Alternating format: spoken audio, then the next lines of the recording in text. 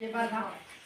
अब पेपर में पहले के जमाने में क्या होता, पेपर में लेट होते थे, गुरुजी भगा देते। वो चारों के चारों पेपर लेट हो गया, वाला पेपर बच्चों ने दे दिया, बच्चे चले गए पेपर देके, वो चारों आगे वापस।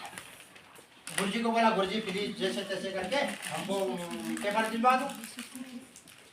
गुरुजी ने कहा पेपर तो हो चुका, आप पेपर नहीं दिलाएंगे तुम्हें? नहीं गुरुजी प्लीज रिक्वेस्ट है, हम शादी में गए थे और शादी में हमें देर हो गई, हम तो सुबह से आ गए थे, 5 बजे चल रहे थे वहाँ से। गुरुजी ने पूछ लिया, चलो एक बार इन्होंने बोल दिया तो कोई बात नहीं कर लेंगे। बताए से आए थे बेटा? बोलो गुरुजी हम गाड़ी में आए।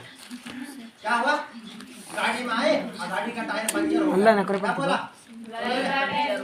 गाड़ी का टायर पंचर हो गया था और उसको बनाते बनाते देर लग गई। आज देर क्या हो गई, इसके चक्कर में आज हमको लेट में आना पड़ा।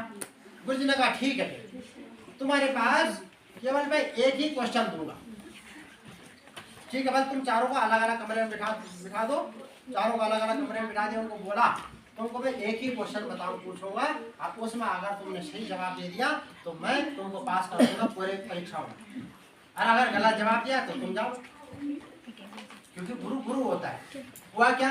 उन्होंने कहा बहुत अच्छी बात है, इतने सारे हमको पढ़ना भी नहीं पड़ेगा पूरे साल भर का, और एक ही क्वेश्चन में सारे सॉल्व हो जाएंगे। बड़े खुश हो गए, चारों के चारों अलग अलग कमरे में घुस गए।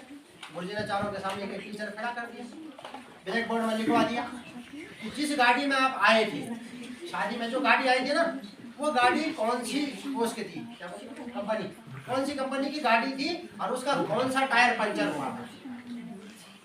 अगला टायर दायां वाला या अगला टायर बायां वाला, अगला पिछला टायर बायां वाला या पिछला टायर दायां वाला, और कौन सी कंपनी? आप बच्चों होश उड़ गए बच्चों। अब एक ने लिखा कि मारुति सुजुकी कार थी और उसका अगला दायां टायर पंचर होगा। दूसरे ने लिखा यामा कंपनी की गाड़ी थी, उसका बायां टायर पंचर होगा। तीसरे ने लिखा टाटा मोटर्स की महिंद्रा कार थी और उसका बायां का पिछला पंचर हो गया। चारों ने 4 जवाब दिए। अब गुरुजी आगे सबको एक कलेक्ट करके एक सामने पूछा, एक को खड़ा किया, उसने जो जवाब दिया दायां पंचर खराब है, बायां वाला खराब है, आगे का पिछला खराब है। चारों ने 4 जवाब। अब उनसे पूछा हकीकत क्या है? भाई हकीकत गुरुजी कुछ नहीं है, हम शादी में गए थे और शादी में वहाँ आराम से रसगुल्ले खा रहे थे, भांगड़ा बज रहा था, देखते देखते दिन बीत गया, 12-1 बज गया, तब वहाँ से आए हम आराम से। हमने कहा देखी जाए तो बहाना मार लेते हैं रास्ते में। अब हुआ क्या, चारों को गुरुजी ने फेल कर दिया, है ना? तो कई बार हम लोग भी ऐसे ही बहाने मारते, आपको पता है? आप लोग भी ऐसे बहाने मार लेते, गुरुजी बहुत बार अनदेखा भी कर देते हैं आप लोगों को। तो बेटा आपने अगर अनदेखा करना है तो ये आपका भविष्य इससे सुनिश्चित नहीं होता। इससे क्या होता है, आपका भविष्य ही अंधकार में जाएगा, आपका ही नुकसान होगा।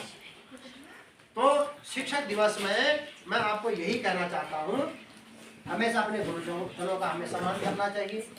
गुरुजनों ने जो कहा है उसका अक्षरशः पालन करना चाहिए। कि गुरुजी ने कहा कि खेत में जाओ तो देख लो कि खेत में क्या हो रखा है। भाई खेत का अन्न होगा तो कल हम भी खाएंगे उसका अन्न, है ना?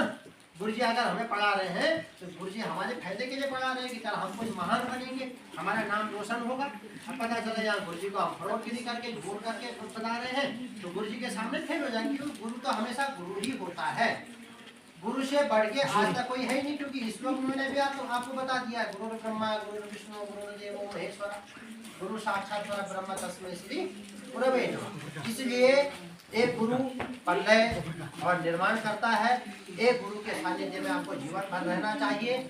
अभी जैसे प्राइमरी में आपके दूसरे गुरु थे, हाई स्कूल में हम दूसरे गुरु आ गए, इंटर BA MA में दूसरे गुरु जी आएंगे, फिर आप जहाँ काम करेंगे वहाँ अलग गुरु जी आएंगे।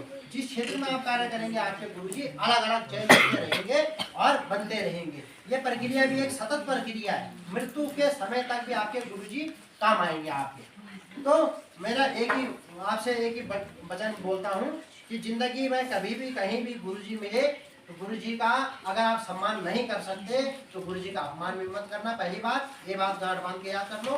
और दूसरी बात, गुरुजी का सम्मान अगर अपमान भी मत करने तो होगा। और दूसरा, अगर कहीं गुरुजी मिल गए तो श्रद्धा मन में होनी चाहिए, उस गुरुजी को कभी विस्मृत मत करना, यानी भूलना मत।